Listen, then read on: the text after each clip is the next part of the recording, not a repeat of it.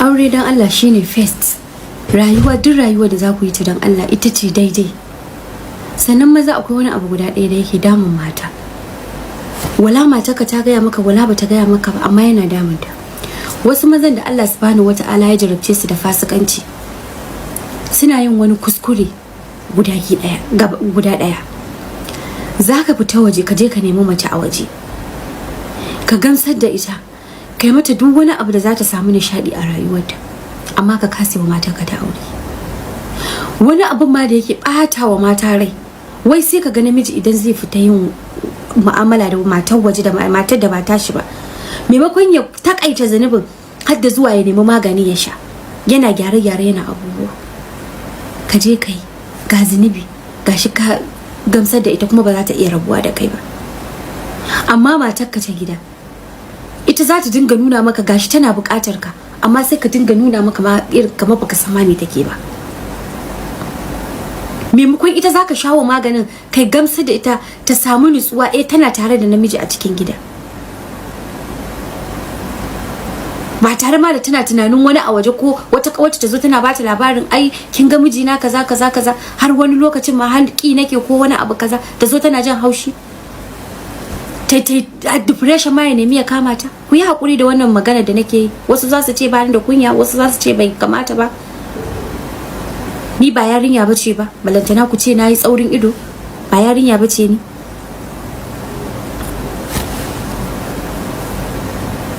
So ya kamata mu za ku gane mata suna da korafi da yawa akan ku, matan ku na aure. Wani lokacin ma sai sanda za ku kwanta da namiji kika ya dauko zancen waya ko kuma daukar maganar bot ko maganar ya ce bari ya dauko laptop zai yi aiki ko wani abu kaza. Kana so ta fara fita tana neman wani ne a waje, ko kana so ta fara kallon fina-finan da ba zai haifar mata ɗami ido ba, ko kana so ta shiga wannan harkar banzan da mata suke kawowa. Ku yi iya kokarin ku dinga gamsar da matanku. Idan namiji ba shi da lafiya ne, wannan ba shi da lafiya, sai ki yi hakuri, ki ci gaba da mai addu'a, ki ci gaba da nema mai magani har Allah ya ba shi lafiya. Amma kana da lafiyarka ga ka namiji a tsaye, amma wa matarka ba za ka zo mata a namiji ba. Gaskiya ku rage wannan abu, cutarwa ce, kuma kuna da zunubi a wajen Ubangiji, kuna da zunubi a gurin Ubangiji.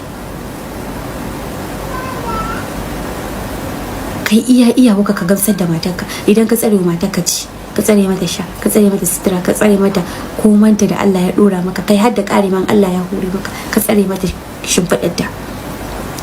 Mu'amala aure, billahi al'azim la ilaha illa hu, ko kora ta kai waje kace fita ki bani guri, wallahi ba za ta fita ba, za ta dawo. To amma sai kaga fada ya ci ya cin ya kare a gida, ba ta samun abin da take so. Ka tambayi malamai ka ji, in dai mace ba ta samun wannan abin da take so, na farko zai dinga sa mata ciwon kai, depression, damuwa, har anxiety, kai har mace ta haukace ta shiga damuwa. Kuma zaka ga tana yawan fada ko tana yawan kadaicewa waje daya, zaka ga tana yawan ciwon mara in ta zo yin al'adarta. Duk ka haifar mata da abubuwa. Ta yi kuma ka sa ta saboda gashi ba ma gwamsan bukatar kake mata ba, ka sa ta je ta saka fulani da zai rikitar mata, ba a je an gwada a asibitin, ta yi da ta je ba a gwada jinin ta a ga wanne ne ya dace da ita, wanne za a mata ba. Kawai ta je an dibga mata ko an bata kwaya ko an zungura mata allura ko an sa implant, ya zo yan ita ce bleeding yau, ita ce kaza, ga ba gamsiya take ba. Kila ma bayan rashin gamsar da ita da baka bata abubuwan da ya kamata ta ci a jikinta.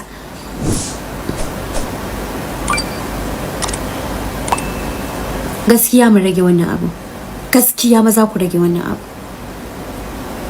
Dan gayin nan in ka zo kwanciya kai ma ka shiga ka dan yi wankan nan, dan brush din nan, dan fesa turaren nan, dan menene, in ma ba kaga irin ko tana ganin kamar ko kaga ci ko wani abu, kai zunguro ta, fare mata hira, kai mata kaza kai mata kaza, nan da nan sai ka gani.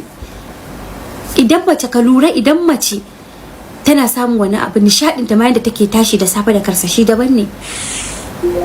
So da Allah ku kiyaye. Kuma mata na dawo kanku, sau da yawa wani lokacin maza suna complain akan ku, ba ku da gyara.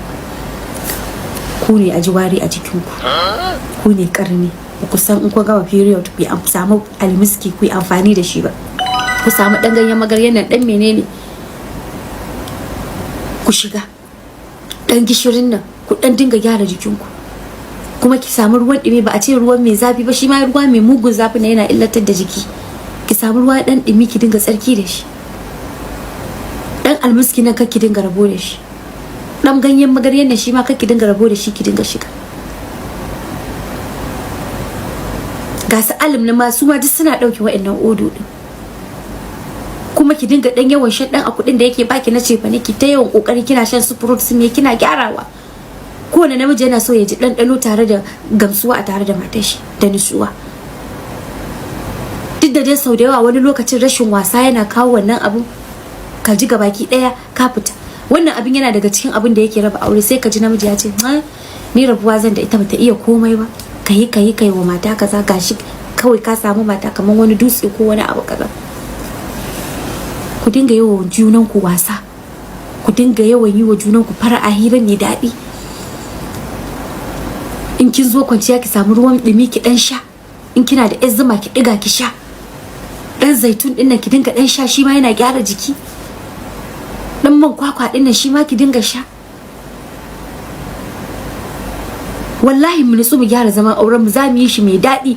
Cikin aure akwai kalubale, amma idan ana bawa juna haƙƙi, macen da namiji, ki bawa mijinki haƙƙi, shi baki haƙƙin ki, saki ga faɗin ba a samun shi. Sai haƙurin ya zo ya fi yawa. Ku yi haƙuri, na san wasu za su yi min wata muguwar fasara, amma ku yi haƙuri, yana daga cikin abin da yake lalata aure. Ku saka nishaɗi da nutsuwa a cikin gidajenku, da walwala da kwanciyar hankali. Auren mu muke so mu ga ya ragu, ya daina mutuwa, wannan masu before and after din su daina. Ta yanda in wata mata zo ta ce miki me zaki da zaman aure, ki zazzabga mata zaki, ki gaggaura mata mari, ki ce baki da hankali. To amma dama a zuciya kike, ranki yana ɓaci, ba kya samun abin da kike nema, ko baya samun abin da yake nema a zuciya, da kin ga wata ta yi posting ko ta yi wani abu, ke ma ki tsire, rashin mutunci, ban takarda ta sake ni, ki fito. Kin ga za a daɗa yawaita, ta yi dama akwai ƴan mata a gidanku ba su yi aure ba, ki zo ki kuma shiga cikin su. To wanne za a ɗauka, wanne za a yi? Kun gani? Mu nutsu mu gyara. Idan baka samun abin da kake so a gurin matarka, inda dama ɗauke ta ka je ka kai ta wajen gane, ta ga gane ka ci, ko gaya mai problem ɗinku, inda dama zai baku magunguna ko zai rubuta muku abubuwan da ya kamata. Idan ba haka ba kuma sai ka kai mata magana ka ce a'a wance ya kamata a gyara abu kaza, a gyara abu kaza. Shine soyayya. Ba ka je kana gulmata a majalisa ba, ko kana gulmata kana zuwa kana gaya wata matarka ka ce ai ba ka samun abu a gurin matarka ko kaza, ko matarka bata iya kaza ko bata iya kaza ba. Kuma mata ku iya kokarin ku wurin koyar yadda ake gamsar da namiji. In biki iya ba, ga group nan da mata waɗanda suka amsa sunansa suna kokkoya wa mata abubuwa, ba ta hanyar iskanci ba ta hanyar lalatawa ba. Sau da yawa wasu matan da za ku ga sun faɗa wannan lesbian din, masifar rashin tsayawa ku kula da matayenku ne. Wasu kuma son zuciya ne, ko da dai kin faɗa ta wancan sanadiyar dai babu kyau, ku dinga kai zuciyoyinku nesa. Shi ma haka in kika ga ya faɗa wani lokacin bin nema ke ce daga ke, duk da dai shi ma bai kamata ba shi da uzuri. So akwai karatu kala-kala irin waɗannan suna nan da yawa da ya kamata mu dinga gyarawa. Kuma in Allah ya yarda, ko za a zage mu ko za a tsire mu, za mu ta kawo abubuwan da ya kamata. Ku bari in gaya muku, ku yadda zawarcin ku ya zo muku a ta kaddara kamar irin wanda ya zo mana, ba wai ta rashin iya kula da namiji ba.